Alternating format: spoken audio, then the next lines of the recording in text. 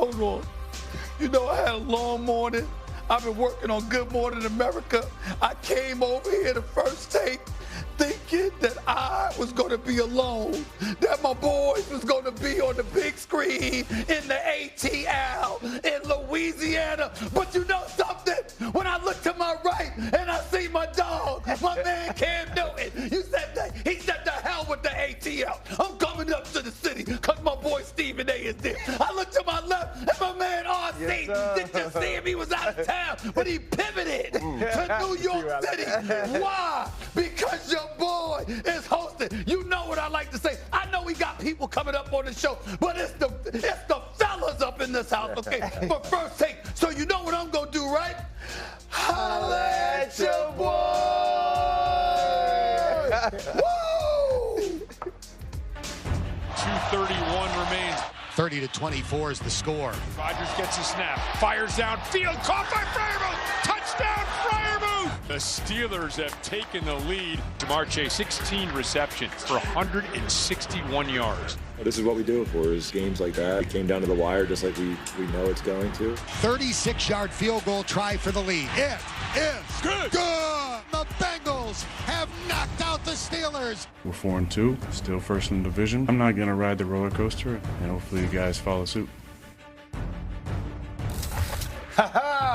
Welcome. This is Friday, and obviously it's your boy Stephen A. Smith sitting in the host chair, okay? So before I do anything else, we understand that when I take over, okay? Remember, there are rules we must follow. Cam Newton, turn around. Look at the rules. Look at the screen right there. You see the rules? Speak when spoken to.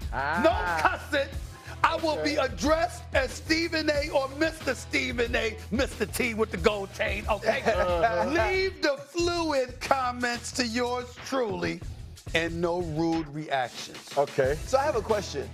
Can I ask really quick? 10 seconds. Do you abide by these rules when you are not hosting? No, exactly, because we need our rules to be implemented as well. We believe in equality. This is a rookie. This is a rookie. The rules. I ain't a rookie. I'm second year. It is year two.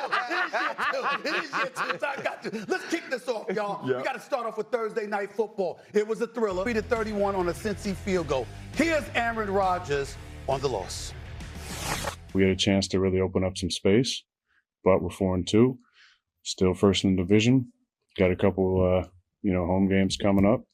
Back-to-back, another Sunday night opportunity against my former team. So I'm not going to ride the roller coaster, and I know Mike isn't, and hopefully you guys follow suit.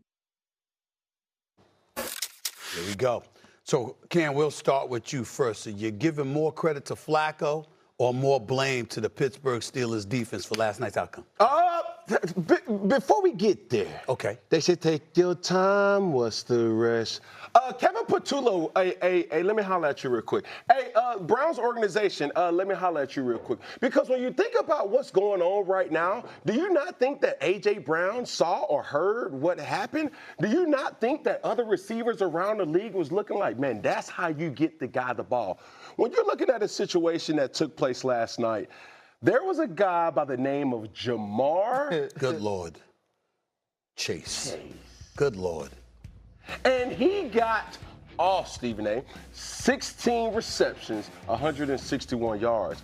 And to his greatness, nobody took a back seat because T. Higgins also got off as well. Yes, he did. When you see these type of displays of making it abundantly clear, we want to get these guys the ball. We want to put the ball in our guys' hands, and that's what it is. But when you're talking about the blame, I don't think it's more the blame than just the magnificent play of Joe Flacco.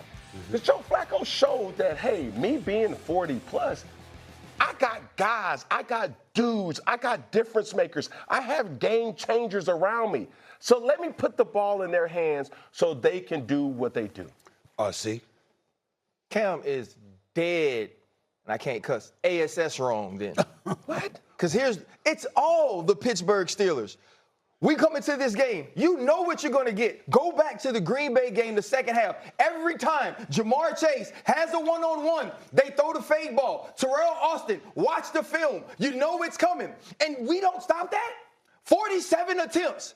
They threw the ball to Jamar Chase 23 times. They wasn't tricking us. I want to be tricked. I want to be fooled. You know how people say, well, I got in a marriage and he just wasn't who I thought he was going to be. I want to be that guy. I want to be the person that got tricked. I don't want Joe Flacco at his age to pass the ball 47 times, 342 yards, 3 tubs, and when Aaron Rodgers pulls a rabbit out of his hat, because it ain't on him, when Aaron Rodgers pulls a rabbit out of his hat, you got to go get a stop. The last I checked, Jalen Ramsey's going to be a Hall of Famer. Last I checked, T.J. Watt is going to be a Hall of Famer. We went out and paid money for Patrick Queen. Cam Hayward is going to be on that list as well. Joey Porter Jr. is an up-and-coming star. Somebody got to stand up and make a play. Chase Brown ain't running the ball. They can run the ball all year long. Chase Brown ain't ran the ball more than Cam Newton ran the ball since he been working on 1 and 6 in sport, damn it. And he had 11 carries for 108. Cam, I don't care what you say. You can credit the Bengals all you want. You know who this game is on? The Pittsburgh Steelers and the Cleveland damn Browns. Why the Cleveland Browns? Because Mike Tomlin said it.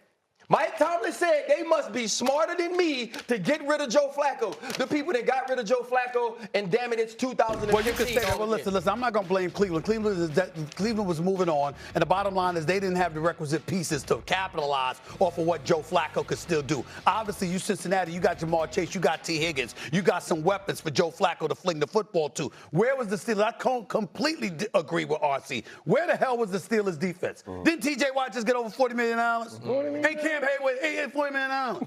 $40 million, okay? Then they just get that money. Cam Hayward, ain't he still on the team? Jalen Ramsey, didn't you let go of Minka Fitzpatrick so you could get Jalen Ramsey? Jalen Ramsey was getting exploited throughout the night. Multiple times by multiple people. Not just Jamar Chase, okay? And I love Jalen Ramsey, but damn it, it's the truth, and nothing but the truth to help you. You know what? The bottom line is this. The Pittsburgh Steelers defense lost this game. Aaron Rodgers gave you a lead, and did you see Cincinnati moving down the field with ease? There was no urgency to it. Matter of fact, they could have scored a touchdown. T. Higgins just said, no, we just let this slide. It's not like we're going to miss this damn chip shot field goal. We're going to make this chip shot field goal. This is what happened. Think about this. You're the Pittsburgh Steelers. And Cincinnati got the ball, and you were scared for your life because the second they scored that touchdown and went up 31 to Frymouth when they went up 31-30, you just found yourself saying, oh, damn, Jamar Chase, what you going to do to stop him? I didn't celebrate the touchdown. Because I knew that they had enough time to get the ball to Jamar Chase. And sure enough, a 15-yard catch, an 18-yard catch. Jamar Chase, T. Higgins. Come on, man. Come on, Cam. When you're thinking about what took place and what was on display, the wherewithal, the absolute gall of T. Higgins to have the understanding to say, hold on. If I score right here, it's still Aaron Rodgers that we're playing against. This type of game comes down to, and we saw it firsthand yesterday, who has the ball last.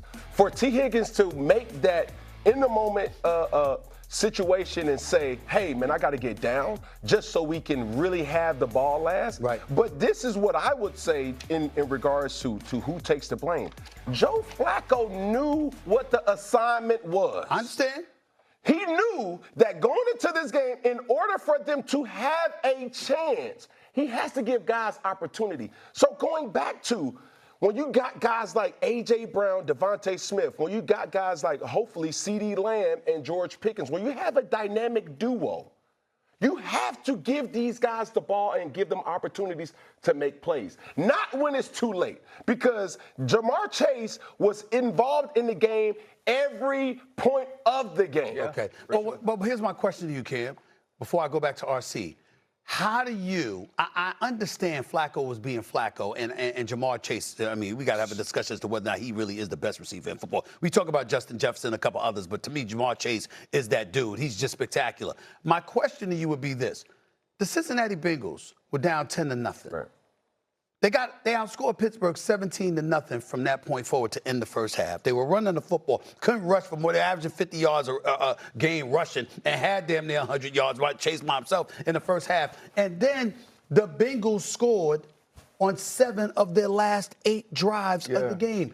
If that ain't the Steelers' defense being problematic, I don't know what is, especially when you got what you got from Aaron Rodgers. Right. I mean, that's something to consider, but it's how they did it, though. It's understanding that when you go to the sideline, there's obvious frustration if you're losing, but there's no panic. It's a glance, it's a look, it's a allow me to help everybody out, and that's what playmakers want to do. We don't have to reinvent the wheel. Man, give me something so I can now put the whole team on my back, though. So RC, what do you find yourself wishing the Steelers had done defensively? I'm talking about, obviously, we want to stop. So I'm talking about specifically. What should they have done? I would have wanted them to do a lot of stuff, but this loss is on Mike Tomlin. Go ahead. Mike Tomlin, to me, is one of the greatest coaches of this era. He has failed this team, especially on Thursday night.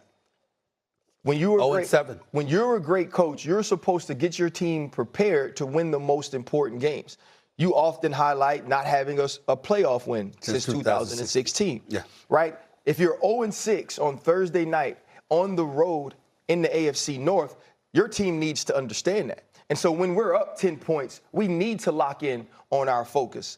When we're up 10 points, we need to hold our shell on defense so Joe Flacco can't see us spin down into one high and understand where he has the one-on-one. Because we saw that continuously through the night. If you're Patrick Queen and Terrell Austin, you have to have the conversation. We can't go backdoor on runs when we're supposed to stay front side because the safety is inserted to the backside of the defense. Mike Tomlin needed to have these players with the understanding that at 10-0, this game isn't over. The offense needs to continue to play. We can't throw the interception to battle. We can't allow DJ Taylor to pull the football out of DK Metcalf's hands. Those things can't happen. And when Pat Freiermuth scores, we got to have a conversation on the sideline that whatever has happened for the first 58 minutes of this game is now over. If we get this stop, we're a 5-1 football team in control of our own destiny in the AFC North and in the AFC. Mike Tomlin did not have this team prepared to finish. They're 2-10 on Thursday night road games under Mike Tomlin. 2-10 and 0-7 versus AFC North rivals. So does that make the Steelers contenders or pretenders? I'm asking RC right here on national television. I need an answer. This team, the reason the question is hard is because you got to be the polar opposite. I would give them closer to contender than I would pretender. Okay. Right? I've seen this team this year understand defensively how we need to bring pressure in order to get people around the quarterback and create turnovers. I've seen whether it's Nick Herbig, TJ Watt, Cam Hayward. I've seen all of these players defensively make the plays they need to make. I see 2 sacks from Jalen Ramsey. Aaron Rodgers is obviously exactly who they acquired him to be. Not from a leadership standpoint, from a production standpoint. What I did notice last night was the conversation we had yesterday, though, Stephen. Okay. Who's number 2? Yeah. Are we going to give the ball to Scotty Miller? Is the ball going to go to Roman Wilson? Is it going to be Jonnu Smith? Is it going to be Darnell Washington? This team is a contender in the sense that I think they're closer to being, or they're a playoff team more so than they're a team that doesn't make the playoffs. But with what I saw last night, that team can't win a championship. Yeah, I got a question to you, Stephen A. though. Sure. Because when we're having this dynamic, there's obvious connectivity to the Steelers. Yes. From a fan's perspective, obviously, he's playing from the organization. Yeah. My question is, when you see a game like this, given the circumstances, given the statistics, how do you see them moving forward, and does it give you confidence in them moving forward? You know what I don't like about what I saw last night? The Steelers showed me why they wouldn't win a playoff game. In other words, what you saw from the Steelers last night, we've seen before in a regular season game. We've seen them plummet when they should have ascended. Right. They'll correct the ship enough to be respectable enough to get to the postseason, and then when you get there, that kind of stuff is going to happen. Yeah. If you go up against Indianapolis, Jonathan Taylor probably going to run all over you. If you go up against Buffalo, it's going to be on the road, all right, in that inclement weather, and Josh Allen's going to find a way to hurt you. You go up against Kansas City, there's nothing to discuss. They'll beat you any which way they want to, okay? You see vulnerabilities, and you're expecting people to step up and to give you the impression this is different. What do you constantly lament? Middle of the road. If you can't be great, be awful. That way, as a result, you can position yourself in the draft. You understand? And potentially free agency because you know you need a plethora of parts. Yeah. The problem with the Steelers is they're good enough to be better than half the league and not good enough to be better than the other half. They're the middle of the road, which means they're good enough to make regular seasons interesting for you.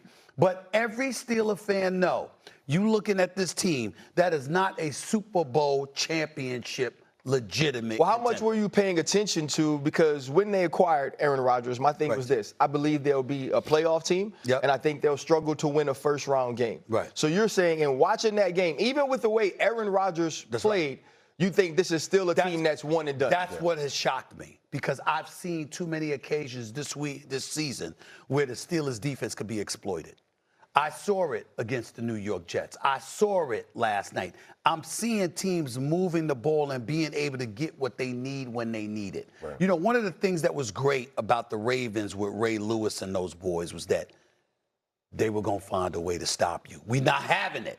And the Steelers at that time, when they had to go up against the Ravens, even though it was sporadic, it was inconsistent, there were seasons when you knew the Steelers defense going to show up. Yeah. Are you going to get something offensively, Big Ben? Are you going to do something? You're going to do something, Antonio Brown? What y'all going to do? But you knew the Steelers defense would answer the call. We don't see that from this team this year. Yeah. Man, my question now goes to you, RC, because from a player's perspective or from the fan's perspective, as you're watching this game, when you see your guy giving up the play, like, speak to the fans that see a guy like Jalen Ramsey, who I have the utmost respect for as a dog, but he's getting beat. No, it's disappointing because the biggest thing is he got beat on 2 fade balls. Yeah. Right? And that's what he does, right? He understands how to play the ball. He can press at the line of scrimmage. You get the Jamar Chase, what he tried to play as a push-off, now Jamar scores the touchdown. Yeah. Right? And then late in the game, T. Higgins, he's trying to lean into T. Higgins,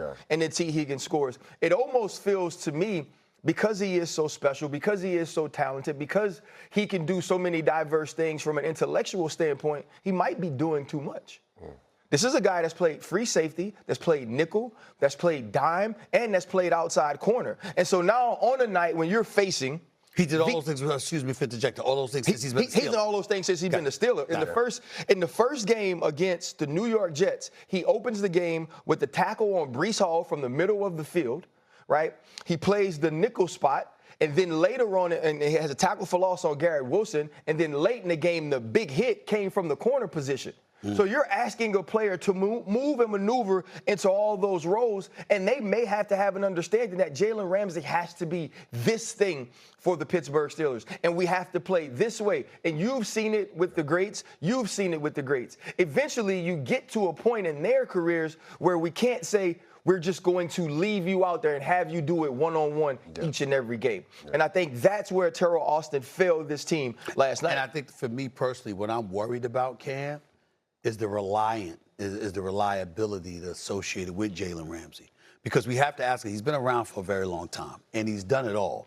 It's not to say that the brother still can't play and he still can't do good things, but is he what he used to be? Because I don't see last night happening to a younger Jalen Ramsey. But you got Darius Slay as well, too. He got banged. So Slay got banged up last night, and so they had to insert Eccles. So now they had Eccles playing the nickel, and then we had Joey Porter Jr. and Jalen Ramsey on the outside. But that was also the whole point about all of these acquisitions, right? You felt like Joey Porter Jr. was a guy. Last year, he traveled with the one. Now you go get Jalen Ramsey, you get Darius Slay. You were supposed to be able to man them up. And listen, I had a conversation with Jalen. Like, that's my dude. He was acquired for this game. Yes. He told us before this game, we are going to have a conversation in the cornerback room about who has who. And I asked him specifically, I say, Jalen, who has one? And he said, that's me. And I believe he can do it. He believes he can do it. Obviously, Mike Tomlin, Terrell Austin believed he can do it. So you got to do it when it's time. They believed he could do it before last night. It's not an easy. Since it's not past tense. I'm not saying it's past. I'm not saying it's past. No, I'm not saying it's past tense. But here's why. But here's why we got to be real. You have to understand why it's not past tense, or why it's not past. because everybody ain't Jamar Chase. That. You see what I'm saying? That's true. So, you know, you got 256 yards receiving between Jamar Chase and T. Higgins. Both of them was getting, both of them. Every time I saw, this is how it felt. You know better than me. You know better. Every time I'm looking at the screen, because we don't see all the angles. Yeah. Every time you looked at the screen, a play was being made by a Bengals wide receiver. Jalen Ramsey was in the picture. Right. Every single time. Every single time. Go back and watch it. Go back and watch. I'm not saying it was his fault. Please don't get me wrong. That's for football analysts to break down. Yeah. I'm telling you, watching the camera. You know, you watching camera and you just see somebody getting up. They're right there. They're coming off their knees. They're coming up. You understand? Right there. They kept showing up on the surveillance camera. I mean, we saw Jalen Ramsey more last night than we saw him in the first damn 5 games. I ain't gonna let y'all do that to my dog. That's just the truth. Don't say y'all. Don't say y'all. I'm not saying. Listen, I'm not knocking the brother. His game. I'm talking about last night. Last night was not a good game. That's absolutely not. That's absolutely not. And those games happen. Yes, that's the thing. And that's what I would tell the fans who watch the game. It's like, yo, if you're telling me that we expect this from every single game, absolutely not. No. We are surprised because a guy like Jalen Ramsey, who is the alpha, you know, of all alphas, and when he has an opportunity to say, hey, I get the opportunity to cover Jamar Chase and a T. Higgins. These games cement legacies. Right. When you go back and you look at stat lines from Darrelle Revis, prime time, when you look at certain games, man, he held that person to only 8 yards. Man, those are type of dominant games that we see. But to Stephen A's point, everybody's not T. Higgins. Everybody's not Jamar Chase. No. So now we have to reevaluate if we were to play that type of situation again. Right, how we play it. How do we play him, and do we really give him one Here's my non-football ass self. Here's how you play that. You do not put that man one-on-one with Jamar Chase. Now, on any occasion. The thing is this, though. On any occasion. At some point, you have to, because that's part of football, and you have to allow him to go make his money. You have to allow him to go stand on his name. And that's what he wants. Yeah, and if he realizes he can't do that, he comes to you, he says it, then that's fine. It's okay to give up plays to a Jamar Chase and a T. Higgins, but you got to make one. Yeah. Right? And Jalen Ramsey didn't make the one he needed last night. I believe he can in the future. Against Jamar Chase? Against anybody. I'm asking Jamar Chase. Yes, Jamar Chase too. A play don't care who make it, Stephen A. Hello. A play don't care who makes it? That's the Vanessa J. I wish he had made one.